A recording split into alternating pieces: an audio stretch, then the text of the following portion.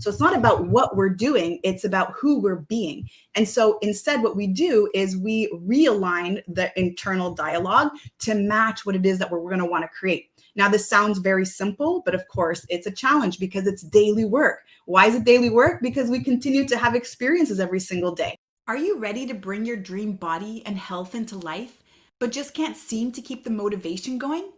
And is it finally time to address the self-sabotage and the unwanted eating behaviors such as binge eating, emotional eating, and nighttime eating that you know are getting in the way of your goals? Do you ever wonder what it would take for you to feel in control of your rituals so that you can stay consistent and see results? Welcome to this week's special Make Peace with Food Minisode on the Fall in Love with Fitness podcast, where you'll learn how to overcome unwanted eating behavior and other self-sabotaging habits by shifting your nervous system so that your body works with you instead of against you. I'm your host, Sherry Shaban, and with each episode, I am honored to be your coach and guide in the journey to make peace with food and find food and body freedom so that struggle with weight is a thing of the past. When you tune in every Thursday on the Fall in Love with Fitness podcast, you'll catch the latest conversation on unwanted eating behaviors and learn how to shift the nervous system, rewire the brain to new patterns, and end the food and body obsession so you finally feel relaxed and no longer confused around food. Now, before we begin, I want to quickly invite you to grab a free copy of my Food Freedom ebook that I have for you at makepeacewithfood.com.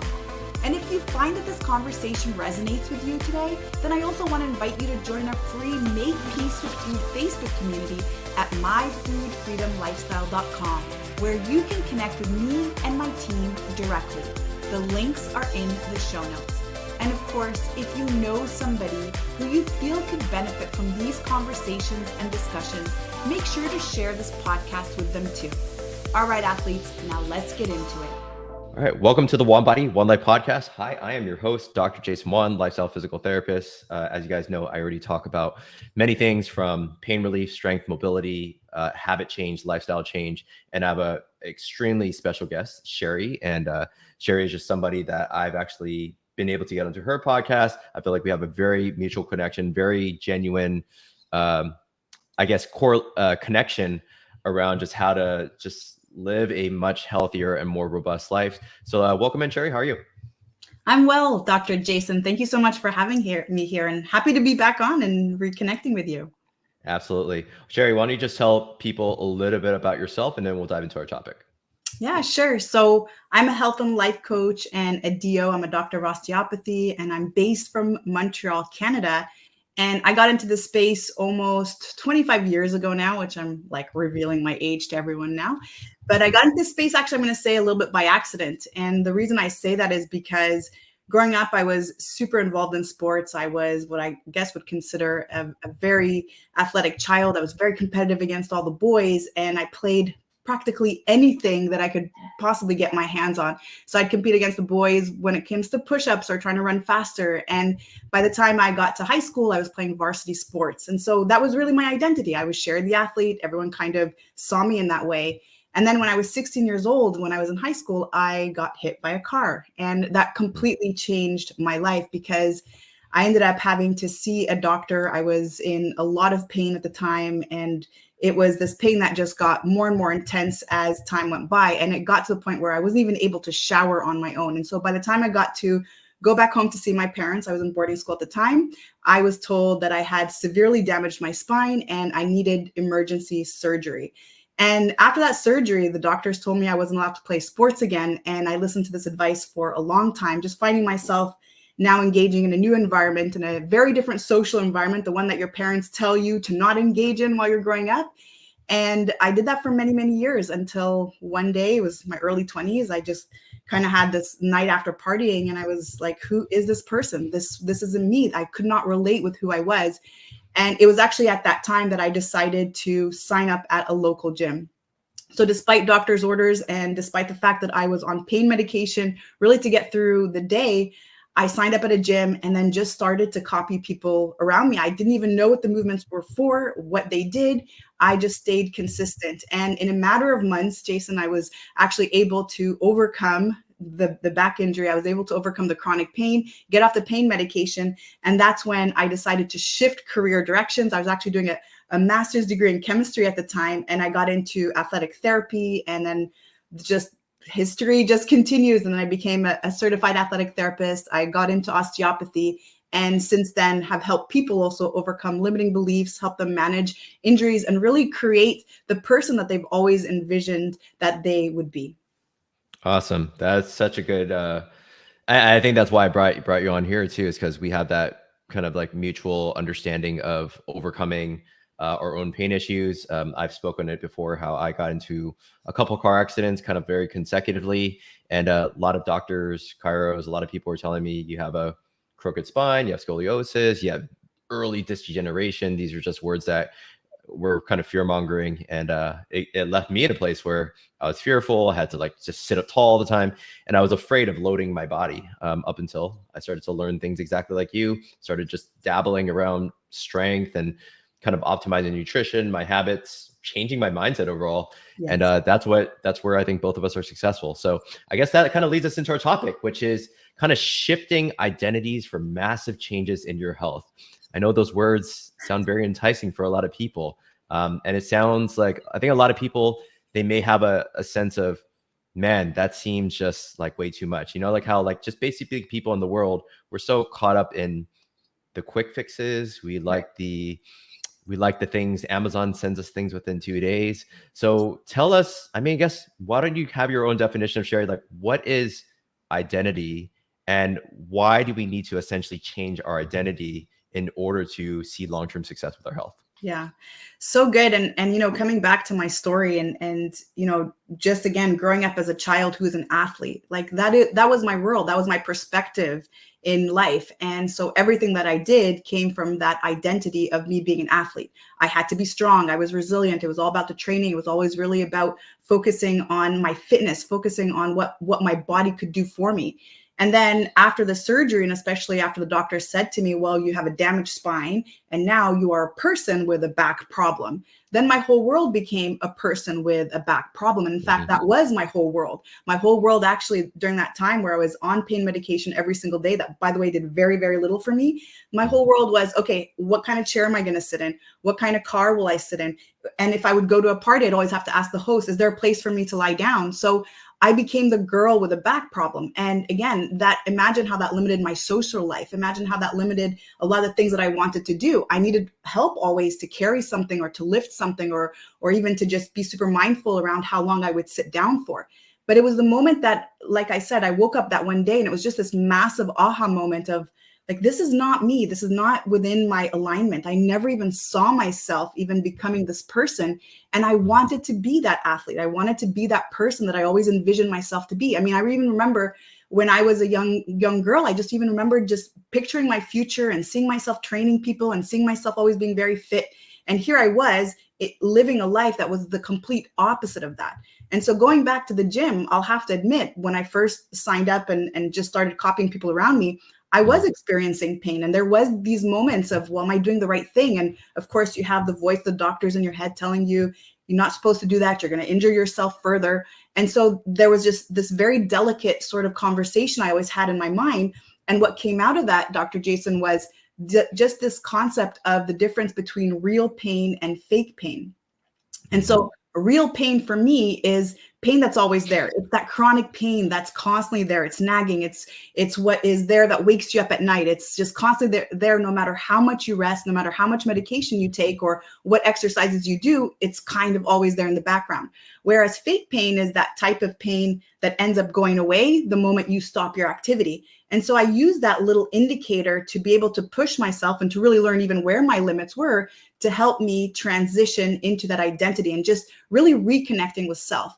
And so we get our beliefs, or we get our self-concept or identity from what people say to us and what we believe we are. And that really comes from just confidence.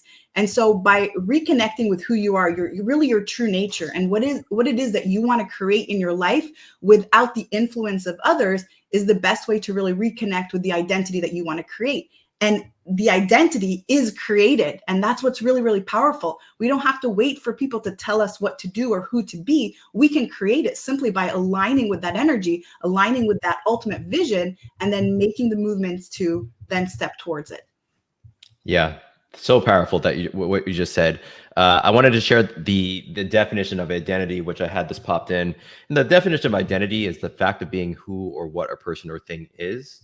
So when you got injured, you probably identified with exactly not just who you were. Who you were was changed and altered, and your perception of who you were changed by your previous experiences, what other authority figures said to you. And that's why I think that doctors and even us practitioners, we have a very vital role in helping someone or actually pushing them the opposite direction. I think there's a lot of doctors, and I completely disagree with a lot of doctors, that the first thing they say is like, let's get an x-ray. And then all of a sudden you show them the x-ray and you're like, you're bone on bone. You should not run. You should not do this. Well, guess what? They're not in the health field. So guess what? They're going to believe you. They're going to internalize that. And they're going to be like, I am a disc herniation. I am a back pain surgical survivor. And I think that identity piece pushes people in the wrong direction, because your identity then reflects on your beliefs then reflects on the actions or inactions that you take for yourself. So there's a lot of people that get stuck with severe symptoms of their disease, or they get stuck as a back pain survivor. And I think that if you can shift that identity towards a person, well, instead of thinking I'm a back pain survivor, I am a strong mother. I'm a person that can crush it. I'm a person that, regardless of my diagnoses, I can do anything and all things. I think that's what we're saying, is that you shifted your identity, and that's who made you a coach. That's what made you a great practitioner. So, and I mean, just kudos to you for the journey that you've been on. I guess kind of the next question here for a lot of people is, how do people are there actually steps to shift into a different identity? And maybe there's not, maybe it's different for everybody. Everyone has a different road, but what would you say that like somebody that's really trying to figure out, how do I change my identity? Oh, so good. So first of all, it's getting a clear vision around what it is that you want to create. And this has to also be realistic. It has to, again, be something that inspires you. And the word inspiration really comes from inside. It's really something that moves us. And then the other thing that I would say is being super mindful around how we use the words I am. Because whatever we say after I am becomes our self-concept. It becomes our identity. And just like you said earlier, Dr. Jason, whatever we believe about ourselves subconsciously throughout the day, those are the actions that we take to continue to support that self-concept. And so we have to be so careful, even when we're joking, even when we're trying to just kind of make fun of ourselves and saying things like, I am so forgetful, or I'm such an idiot, or I'm so dumb. Those words are so powerful. Language is so incredibly powerful. And so starting there, and I would say reverse engineering, and first really creating awareness around, how do I describe myself? Because if I've just started a routine at the gym, I just signed up with a trainer, I started a nutrition plan, and I'm doing all the work, but in my mind, I keep continuing the thoughts, I'm so weak, I'm so lazy, I'm so fat, I can't do it, I've tried it so many times, it's impossible. And this is the dialogue. Well, there's a massive mismatch there. So it's not about what we're doing, it's about who we're being. And so instead, what we do is we realign the internal dialogue to match what it is that we're going to want to create. Now, this sounds very simple, but of course, it's a challenge because it's daily work. Why is it daily work? Because we continue to have experiences every single day. And so if we're being mindful, if we are very aware of our thoughts, understanding that every single thought that we have creates chemistry in the body, literally every single thought that we have creates a hormone in the body as a final product, which we call an emotion. If we understand that, and we understand that, even as an example, when we have a sexual thought, just something that we can all relate to, there's certain areas in the body that tend to respond to it. Well, imagine what happens when we have self-deprecating thoughts. There's certain areas in the body that tend to respond to it. And we trigger the nervous system into sympathetic nervous state, which of course now continues to have the body to work against us. And so reverse engineering our thoughts, just first becoming aware of our thoughts and then creating empowering ones. And as we create the empowering ones, what's really important to actually create as I am statements are really statements that we can connect to. So if, for example, I've struggled with my weight for 30 years and I have a lot of diseases that come along with that, well, I'm not going to start to create I am statements that are going to reflect a six pack or going to reflect a 6% body fat, because there's just a massive disconnect. So maybe creating identity statements that are more connected to where I am now, and then continue to work on that, because that's a practice. And as we continue to practice, you'll see that you evolve and you continue to expand and you push yourself to the point where you get to the next step and the next step, and then ultimately to that final continuous destination. Yes, absolutely. The I am, I was going to go into that too. It's like when you say I am, that is a much more powerful statement than like I try to, or and inversely, you say like I am a procrastinator. You know, you can simply just say, I identify as a person that tends to push things off. But if you want to change your identity, you need to start taking actions towards that. So I was going to say that when you have actions can, if you cannot say to yet, like I am a person that works out 7 days a week, you can still take little tiny action steps towards becoming that person, but you have to start finally making that shift. So when I say like little tiny action steps, I think about like two ladders, and I think that one ladder, it's these like super, let's say this ladder traverses up to a two-story building, and that ladder only has like 6 steps. So you have to take like large, massive steps, and you can barely even reach like the next peg, versus little tiny action steps. You're breaking that down into like hundreds of little tiny action steps, which surmount into better habits, which surmount into a different identity. So even just you, let's say you're a person that maybe is overweight and you haven't worked out in a long time. Well, simply you can start making little tiny action steps by just putting on your running shoes, and then going for a walk for 1 block, and then coming back home. And as you do that, you just simply start to gradually expose yourself to more stress. And you can finally start to shift your identity into a different person by simply just doing that. And I guess one of my favorite quotes is motion is emotion. Yeah. So when you actually put your body into motion, it's like you start smiling, your body feels better. So I think that's why we're both pretty big proponents on exercise. Tell me a little bit about some of the things that you identify as, right? So you went from a person that was seemingly felt fragile, you felt, I guess you felt decrepit, you felt like, you felt weak, you felt uncertain about your future after your back injury. So tell me about some of your identity pieces and how did you shift towards that? Yeah, just I'm resilient, and I think that's probably one of the most powerful things that I remind myself of every single day, whether that's in my business, whether that's in my social life, whether that's in my personal life, or even in just my fitness life. And so just finding something that is so true to you. And what's so interesting about this concept too is sometimes, let's say if there's this one area of life that we're struggling with, let's call it health and fitness for example. If there's that one area of life that we're struggling with, we can also use our identity from another area of our life to transfer on over to this area. So let's say you're working on your health, you're working on your weight, and you've struggled in this area for a long time. Shift your focus to another area of your life where you were resilient, where you did establish a new identity, where you really did crush it, and remind yourself of that energy, that feeling. What did it feel like when you did that? And if you were able to do that in one area, you're going to be able to do that in another area. And that's just transfer of energy. And remember that how we do anything is how we do everything. And if we can embody that feeling, again, that feeling is what drives the chemistry in the body. And now we can start to take actions to continue to embody that particular emotion in that area that we are struggling the most with. For sure. I did that just, I've always said that my sister and a lot of people used to make fun of me because they're like, Jay, you're going to be that type of person that always wants to learn and is always going to stay in school. So I was just constantly like going to UC Davis, then going to grad school, then doing more stuff after grad school, then becoming an orthopedic specialist. And they're like, yeah, you're just gonna be that person that just, no. So I was always seemingly addicted to health. I always loved fitness. I was addicted to always just being in the gym. And that's how I identified. It's just that person that, okay, that looks, that looks the part, that strengthens.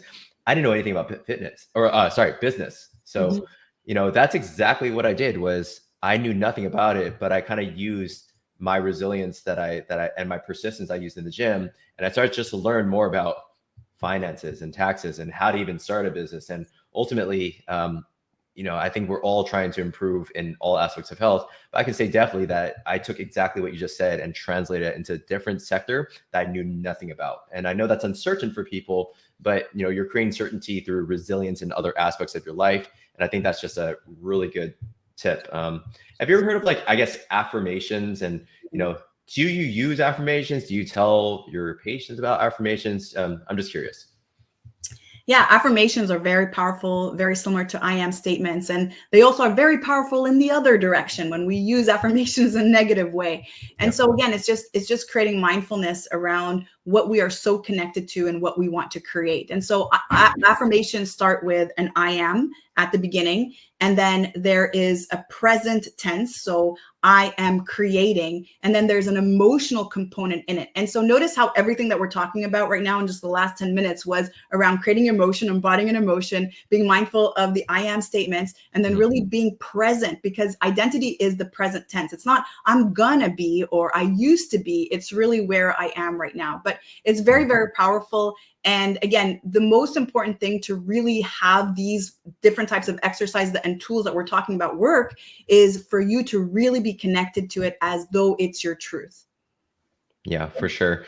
Tell me a little bit more about specifically what you do. And I know I guess identity pieces, I help a lot of people with getting rid of pain. And I do that through teaching them about identity shifts and habitual changes. You also talk about, things in regards to, like, eating disorders and how people can shift out of that. Tell me a little bit more around the strategies and the strategies around how you help people, like, essentially overcome some eating habits. What would you say to those type of people?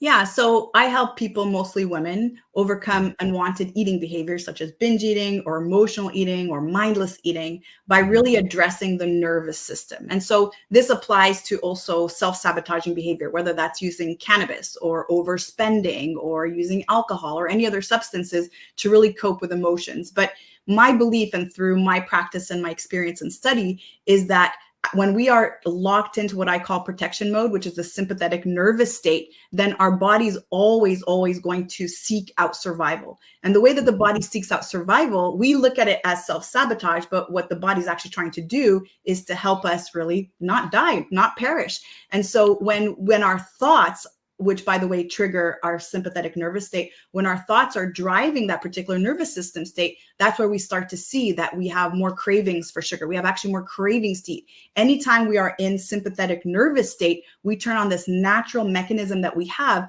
that helps us actually conserve energy. And the way that the body conserves energy is by first slowing down the metabolism, really making it hard for us to release stored energy, which is stored as fat, and then also driving us to overeat. And because we live in the modern world where food is very readily available and we have lots of foods that deliver a lot of energy in a very, very small amount, those are the foods that oftentimes we are driven towards. And of course, those are the refined foods, those are the processed foods. And so what we do instead is, instead of really focusing on controlling and restricting food to help us release weight, to help us really get a hold of our nutrition, we actually work on the nervous system. When we are experiencing binge eating or emotional eating or any unwanted eating behavior, you'll notice that the more you try to control food, the more you're stuck in that pattern. Because by controlling food, the body again sees it as a threat. It feels like it needs to protect itself. And so that binge mechanism is still activated. But by learning how to shift the nervous system, a lot of what we shared already today, Dr. Jason, is exactly that. How we speak to ourselves, the type of energy that we're carrying. When we are in sympathetic nervous state or protection mode, we have thoughts that worry us. We have thoughts that create anxiety and stress and different emotions that really make us feel like there is doom around us. But when we are able to actually control the thoughts and we're able to start to think about thoughts that are more calming and then shift the nervous system to parasympathetic, or what we call safety mode, that's where we feel more calm and we feel more centered. The body doesn't have a need to hold on to stored energy and doesn't have a need to drive us also to get more of that energy to store it. Absolutely. And so do you find that there strikes a balance in how you teach people with, like, I guess, teaching them about their identity and identifying as a person that that doesn't binge eat, that doesn't have a disorder? And then also, I mean, I've also read the book Intuitive Eating, where basically, you're not trying to restrict yourself so much so that 3 months later you restrict yourself from your favorite food, which is blank. and then all of a sudden you just decide to binge eat because you haven't had it in a while. So I've heard of just giving yourself essentially unrelenting permission to have some of those things while also kind of keeping in mind, I guess the types of foods, obviously the healthier foods that you should be eating. So how do you kind of, I guess, strike that balance, and how does identity play into that as well? Oh, such a brilliant question. And I'm so happy you brought up intuitive eating. So many people suffering with some sort of emotional disturbance around food, or let's call it an unhealthy relationship with food. Intuitive eating is not the first step. Because if right now I'm in protection mode and my body keeps telling me, have more sugar, finish off the box of Oreo cookies, eat the pint of ice cream, I'm going to be, oh, I'm intuitive eating, and I'm intuitively eating, and I'm intuitively eating more ice cream. And that's not really the goal, right? But instead, it's really first thinking about how can I actually be aware of my thoughts? How can I be aware of the emotions? And now protection mode has a set of thoughts and emotions and actions that go along with that nervous system state. And then safety mode has also a set of thoughts and emotions and actions that go with that nervous system state. And so the first step is really to learn how to create awareness around what's going on, and then shift the nervous system to safety mode so that there are no thoughts to eat those types of food. And that's where now intuitive eating comes in, because you don't crave those foods when you're in a nervous system state that doesn't actually seek out survival. And now the identity piece. Now, this is really important because most people that are struggling with unwanted eating behaviors, the majority of the thoughts in their mind are self-deprecating. I'm a loser. I'm an idiot. I'm so fat. I'm so disgusting. And now we are triggering protection mode. Like if I called you up, Dr. Jason, and I started swearing at you and started calling you all kinds of names, you'd be ready to attack me. Like, what's going on, Sherry? Why are you talking to me this way? Right? That is sympathetic nervous state. That is the body's natural desire to defend itself. Now, but we're doing that in our mind all day long. We wake up in the morning, we look at ourselves in the mirror, and then we give ourselves a daily dose of that. And then throughout the day, we don't even want to look at our reflection. That's another dose of that. And then we go on a diet, but we go on a diet thinking that we need to punish ourselves for what we look like. And that's a very, very different energy than changing our nutrition because we love ourselves, because we want to push ourselves, because we want to honor our body. And so coming back to just this word intention, this is so important. What is the intention behind why you're changing your nutrition? What is the intention behind why you're exercising? Most people exercise because they're punishing themselves, again, through not being okay with what they look like. And the thoughts are not, again, rewarding. If you ever sit down and listen to any athlete speak, let's Muhammad Ali, for example, any athlete that you admire, listen to their conversation, listen to their dialogue, listen to how they describe themselves. They don't say, I'm a loser, I'm the worst, I suck. No, they say, I am the best. I am the greatest. I'm the greatest, right? And that's the difference. That is the identity piece that plays into the trigger of the nervous system state. Yeah. The awareness, going back to awareness, and I want to go back because you have your expertise, I have mine, and just helping people with pain. I tell my clients the same exact thing in regards to awareness. If somebody's sitting down at their desk, they're feeling some neck or back pain erupt, and many people have neck and back issues at the desk. A lot of times they'll get very emotional, like, oh, here the pain comes again. Here, this is going to be me for the rest of my life. My doctor said I'm bone on bone in my neck, and this is how I'm going to be. And I always say, it's like, well, simply just be aware that you're feeling pain, and now objectively do something about it. So instead of getting emotional, which then you mix emotion with pain, that heightens the pain experience. And then therefore they start to feel more helpless. They start to curl up into a ball, the increased sympathetic nervous system drive. So everything starts to cortisol secretion, all that, right? So I say, just bring awareness that, okay, make it objective. You're a 5 out of 10 pain. Okay, cool. Now calm yourself down. Now breathe, be aware. Now breathe, take a breath, because that's going to activate your parasympathetic nervous system. Now you can decide based on the things that Dr. J showed them. Now you can simply do exercises and relief strategies to now be in full control of that pain rather than pain in control of you. And I think that, I guess, translates to the people that have these like intrinsic indulgences and things that they seemingly can't control. But you're saying that identity, along with just changing the nervous system, that's a huge piece. And we can't just simply just tell people objectively, do this, do this, do this. It's not as simple as that. We have to change the identity. We have to change the nervous system. Right. Yeah. And again, daily practice, and just coming back to what we were just talking about, you can't heal when you're in sympathetic nervous state.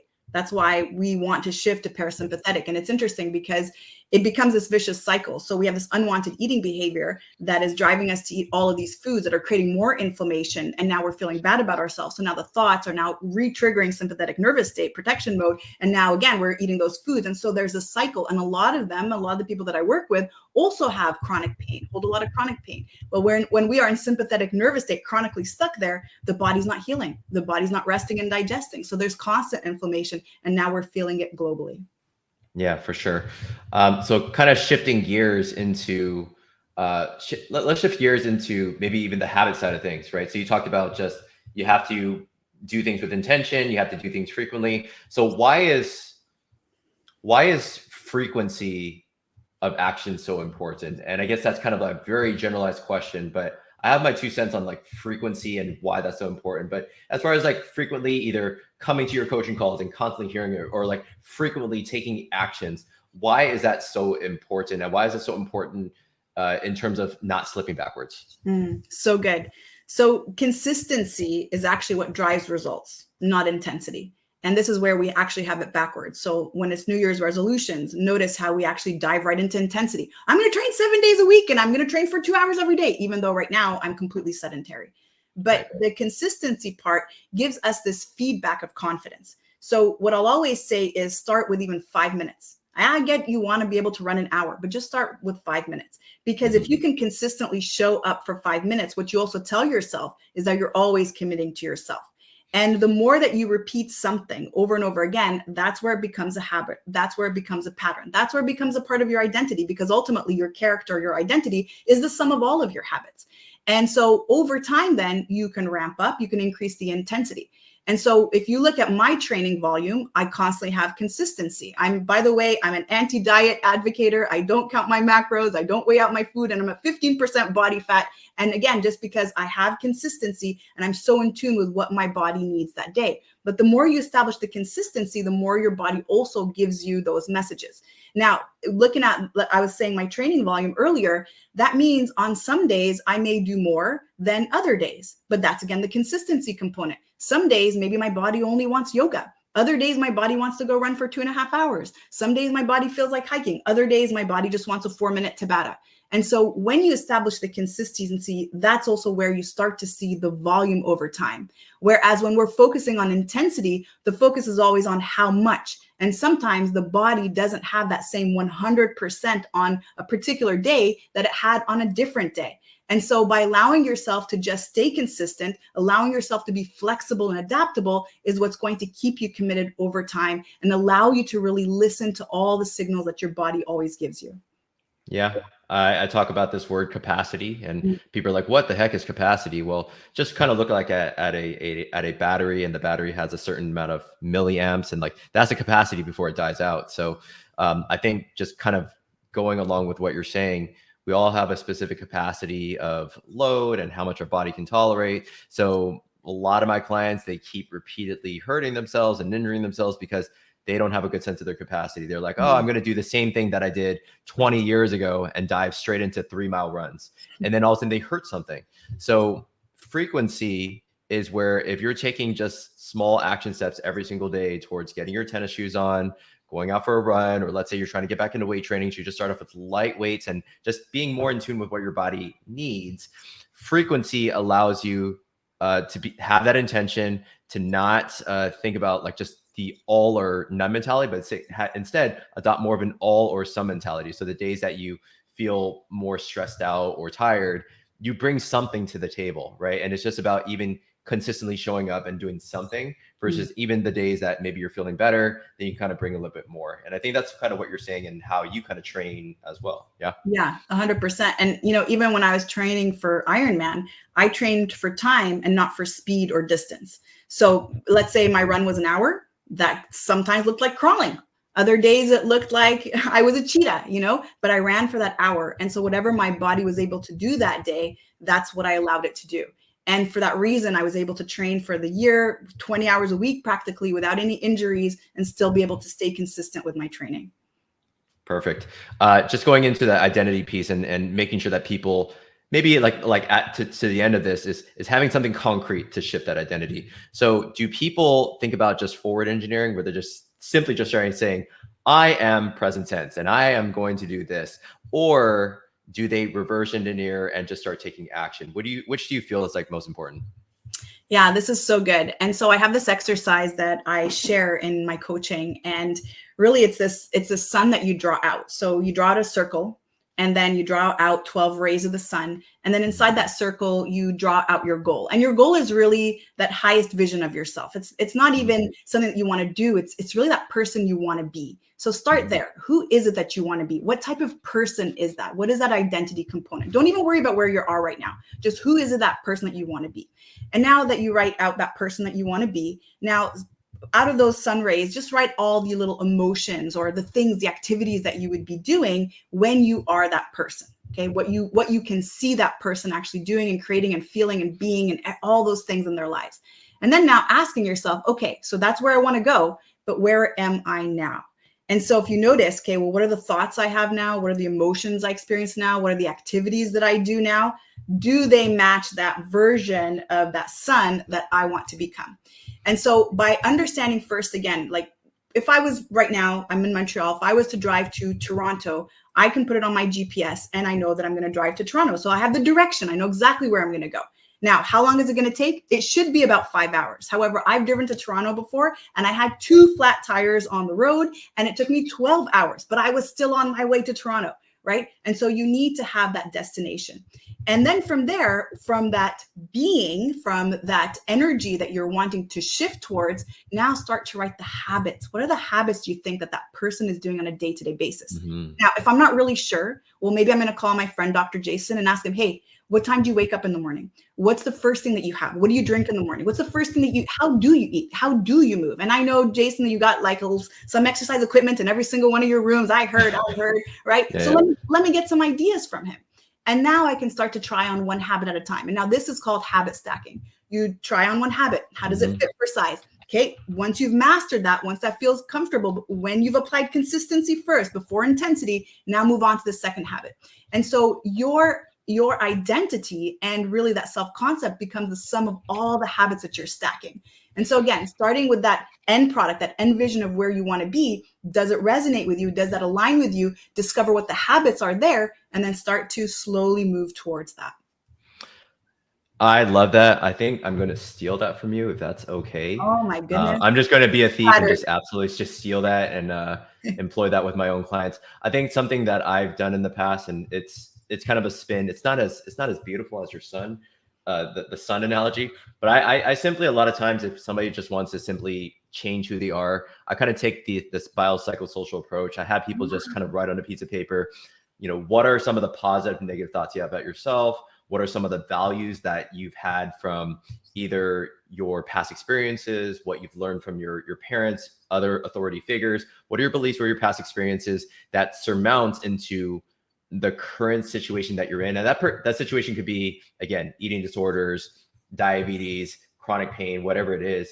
And once they actually write that out, they start to bring, again, it's bringing more awareness to, wow, I wrote that on paper. I didn't know I had those thoughts, right? And they really start to think deeply about that. Once they do, just put a line in through the piece of paper, start to actually take actions on that. So based on this negative thought, I'm going to take this action. Based on this positive thought, I'm going to continue this action because this is something that I don't want to give up, right? It's a positive habit in my life. And I'm basically just kind of taking your son and putting it more into like just an Excel spreadsheet type of thing. I love that. But that's what I actually did for myself when I, when I was more like, a lot of people don't know this, but I was extremely overweight. I was a person that I think identified as, I'm just the coach's son that made all the teams because my dad was a coach kind of thing, right? And I started to shift out of that by simply, again, started to change my identity. I started to really take massive actions towards opening up encyclopedia, learning more about nutrition, exercise. And but yeah, I think overall, if you can just take these more concrete things that me and Sherry just said, I hope that can simply start to shift your identity. I really like the sun of like creating the overall vision of who you want to be, who the I am statements you want to put into that sun, and simply just having a bunch of rays to like kind of take action on. But I guess lastly, Sherry, maybe for just the audience, what are some of your I ams? What are some of your identity pieces? And I'd love for people to kind of know who you are. I also love to share a little bit of myself, but just what are your identity pieces and what kind of makes you? I am resilient. I am powerful. I am one with the universe. I am one with God. I am the creator. And so those words and really just those five that I'll say in the morning is just so incredibly connected to all the things that I want to create, the way that I want to show up. And so I would always say, and I always suggest that as you create your I am statements, don't focus so much on what you want to do, but focus more on who you want to be, because again, how you do anything is how you do everything in your life. And to be honest, I have these little candle holders, and they're the 7 chakras. And for every single chakra, I will light a candle, and I will do a few I am statements as well for them. So for the first chakra, I am grounded and I'm fully grateful for where I am right now. And for the second chakra, I am attractive and I pull towards me all the people that need and require my support. And for the third chakra, I am powerful, I'm resilient, I'm a force for good. And for the fourth chakra, which is heart, is I am love and I am abundance and I am a money magnet and money loves me. And for the fifth chakra, that's throat. I am fully an expression of who I am, and I'm fully speaking my truth. And then for the sixth, then you talk about wisdom and intuition. And so I am wise and I'm intelligent and I'm capable. And then for the final chakra, crown, I am God and I'm spirit and I'm one with God and I'm one with the universe. And so those really speak to me. And the reason I shared this is because if that speaks to you, I invite you to go ahead and try that. But if you can find the I am statement that speak to you specifically, it doesn't matter how silly that sounded. You see, I just said that publicly. It doesn't matter how silly it is, but if it connects with you, it really changes your whole day. And I recommend doing that in the morning and doing that every single time you have any self-doubt. Anytime you feel that things are hard and things are challenging, just remind yourself of how resilient you are and how really you are here for a purpose and you're here for something so beautiful. And so connect with that and just take a step to move towards that. That was beautiful, and I also have a couple like I am statements, and believe it or not, you just kind of reminded me that I do actually have a tattoo that says I am, and then it has a bunch of tags. It goes like I am passionate, I'm hungry, I'm strong, I am yours. You know, that I belong to Christ, and yeah, I mean overall, like just having that identity is so critical. I identify just like you. One of the things I say is like I'm resilient, I'm strong, I'm a strong father. I am one of the most passionate coaches ever, and regardless if there's other people that are better than you, regardless, it's more about just you staying in your lane and being who you truly want to be. If you can live up to your absolute potential in every aspect of life, that's all you can really do.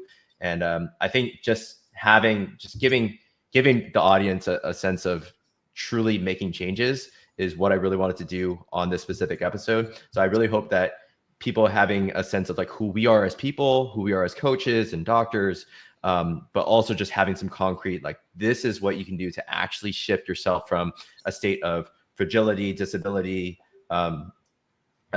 whatever, you kind of fill in some of the statements. I'm a procrastinator, and actually shifting away from that. I really hope that this episode can really give you a sense of concrete to-dos and also identity and creating a different vision for yourself. Before Sherry, we kind of end this, is there any other statements or words of advice, anything else you want to leave the audience with? Yeah, I love that. And by the way, this has been such an awesome conversation. I'm so grateful to have it with you today. But I want to say that no matter where you are, no matter what you're struggling with, it is never too late. It is never too late to get started, and it's never too late to shift your identity. I see this every day. I know Dr. Jason sees this every day. I work with people in chronic pain. I've worked with people who struggled almost their entire life with overweight. And wherever you are, the more that you believe those around you who are not trying to do what you're doing and who haven't already done it, the more you're going to stay in that place. And so the one advice I'll always give you is don't listen to anyone who's not doing what you're doing or who isn't already trying to do what you are trying to do. And so again, staying in your lane and really surrounding yourself by those who inspire you, by those that you want to move towards, those that you want to really model and really create the same energy in your life. That's going to be the most important thing for transformation and for change. Yeah, if you're looking at two people that have overcome their own trials and tribulations, look at us two.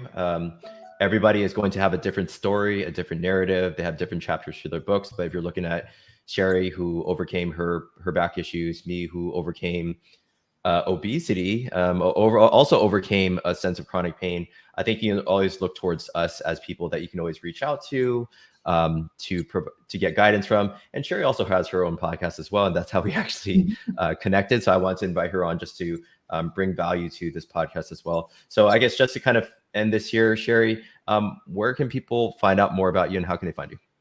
Sure. So Instagram is the easiest place. At Sherry Shaban Fitness is my handle. You got all kinds of links and resources there. And then if you've listened to this conversation and you are struggling with unwanted eating behavior or other self-sabotaging behavior, I have a free download for you at makepeacewithfood.com. Awesome. Well, I'm going to end it here, Sherry. I hope that we have continued conversations and continued relationship going forward. I'm going to end this podcast with the way I always end it. We only have one body, one life. Make every action you take, make one to be the best version of you. So take care, Sherry, and have a beautiful rest of your day. Thank you so much, Jason. I loved it. Thank you for listening to this week's Make Peace with Food Minisode on the Fall in Love with Fitness podcast. If this has resonated with you today, I want to invite you to subscribe to the show so you never miss a beat. And if you know someone who could benefit from this conversation, then please share this episode with them. Let's work together to help as many people as possible make peace with food and fall in love with fitness. And by the way, I need to mention that if you rate and review this podcast on iTunes and send over the screenshot to Sherry at sherryshaban.com, you'll receive a $500 voucher to join me at one of my upcoming retreats or to use it in our Make Peace with Food coaching program. And don't forget to visit myfoodfreedomlifestyle.com to join the free Facebook group for more resources. And remember, athlete, you are an inspiration. I cannot wait to hear your story.